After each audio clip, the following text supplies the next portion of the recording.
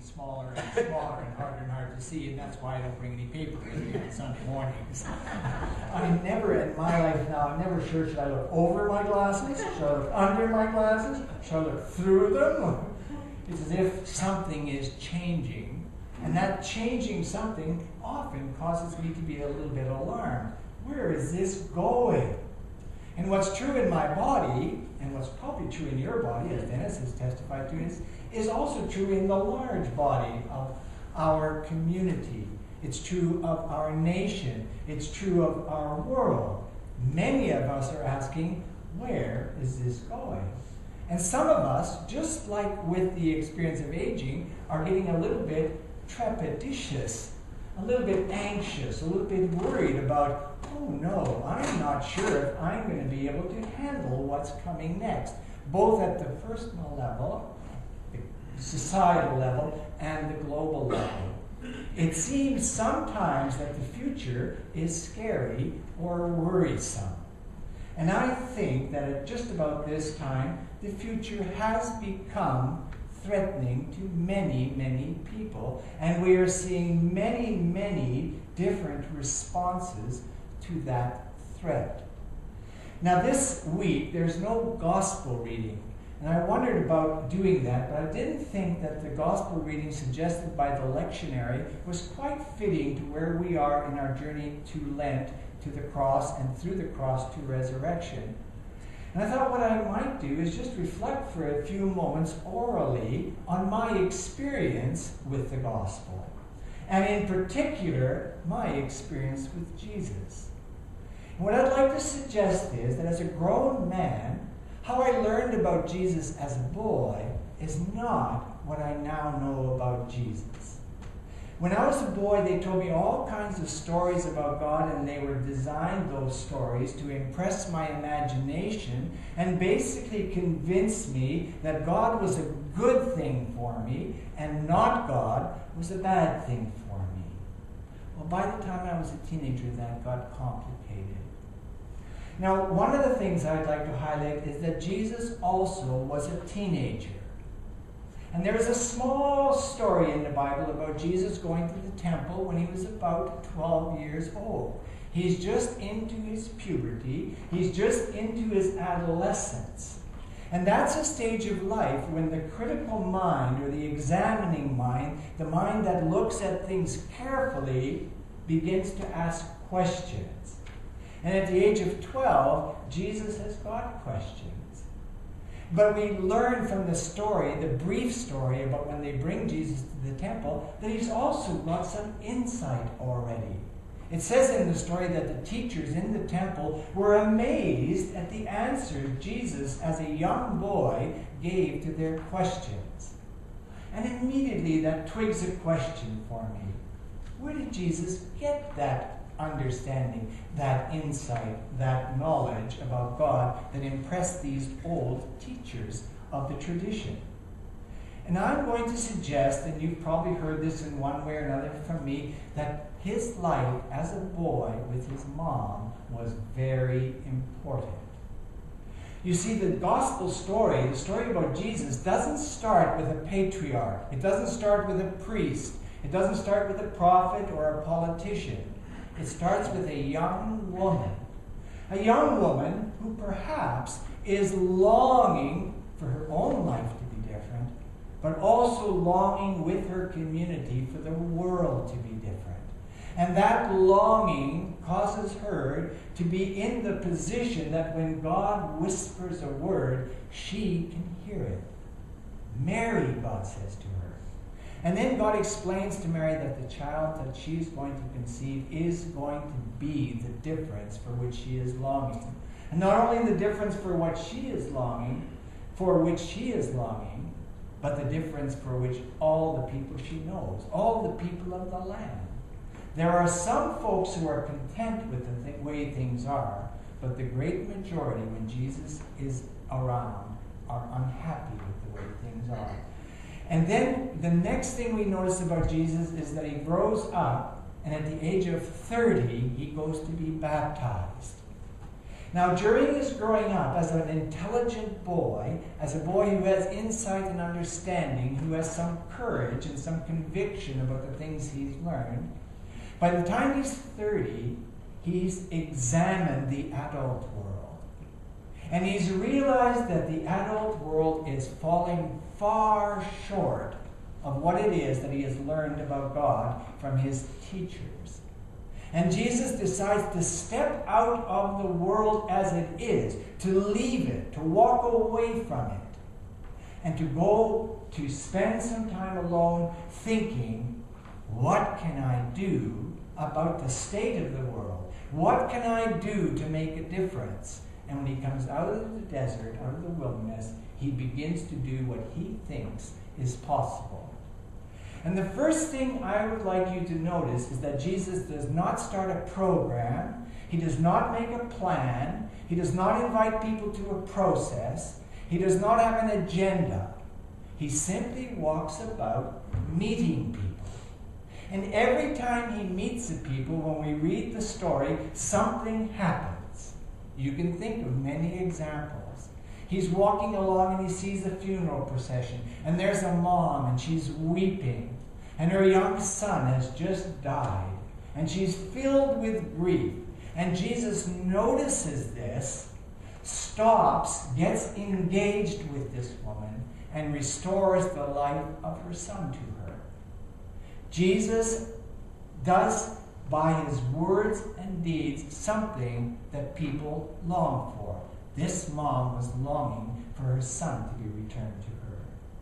Now, if you are a critical thinker, if you are somebody with a good, strong imagination, you're thinking, okay, how come Jesus isn't raising everybody's sons from death? How many of you have experience of a young child who has died in your home or in the home of somebody you know where there's been deep grief? Now, we may not want to expect that every time we approach Jesus, he's going to bring people back from the dead. But there's a sense in which he does. Because death in, say, a mom's life can be devastating. It can not only take away the son, but it can take away her future as she begins to grieve and she can't get over her grief. And what Jesus can do for all of us, even if we can't have our loved ones back, is Jesus can give us, by the Holy Spirit, the power to not let death have the last word in our lives. So that in a sense, Jesus can give us back those whom we have lost through the hope of the resurrection. And therefore it matters when we believe what Jesus teaches about the resurrection.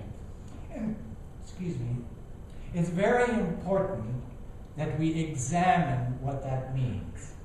And that's where I want to talk a little bit about the text from Paul.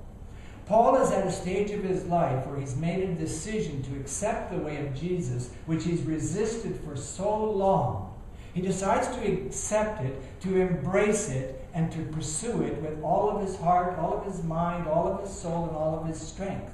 And what he says in this text is, up until the point he made that decision, what was important was all the external circumstances of his religious and social experience, his achievements as a scholar, his status in the community of faith. All these things was what gave him a sense of worth and self-esteem. But in this text he says, no, none of that matters to me anymore. It doesn't matter to me if I drive a Ford or a Chevy. It doesn't matter to me if I live in a wigwam or in a castle on a hill. It doesn't matter to me if I dress in linen and purple or if I dress in rags. Paul says, nothing outside of me can affect me any longer, because there's something inside me which is more than adequate for what it takes for me to be a true human being. And that something inside of Paul is the life of God revealed in the gospel of Jesus Christ. So what I'd like to suggest from Paul's example is that we too have attached ourselves to many things. We've attached ourselves and given priority to certain values. And what the gospel invites us to do is to turn aside from what we thought was important to consider again in a fresh way what really is important. And the text from the Old Testament, Isaiah, speaks about memory. And one of the things that was happening when Jesus was there is that the people in the temple were remembering. They had rituals, just like we do. They had ceremonies. They read texts. They sang songs. They spoke words. But they were all about what had happened in the Exodus. And in the Exodus, the people were in a very difficult situation, and they were longing for things to be different, and God heard their longing, and God set in motion a plan. And that plan was to pick a person, Moses, who would begin a process of change by which the people would be led out of their oppression and into their liberation.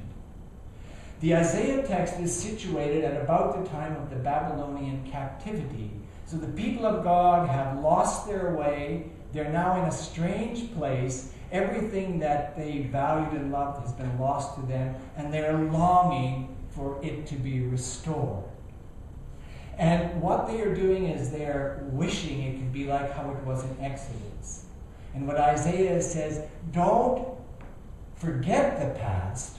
Don't forget what God did at the Exodus. But remember, God is alive right here and right now. And being all concerned with what God did then, and celebrating and praising and singing and testifying to that is okay. But only if it leads you to having faith that God is alive here now, ready to make a difference. And that's what Isaiah says to the folks, and that's what starts in motion their process of going back to the land that God had given them.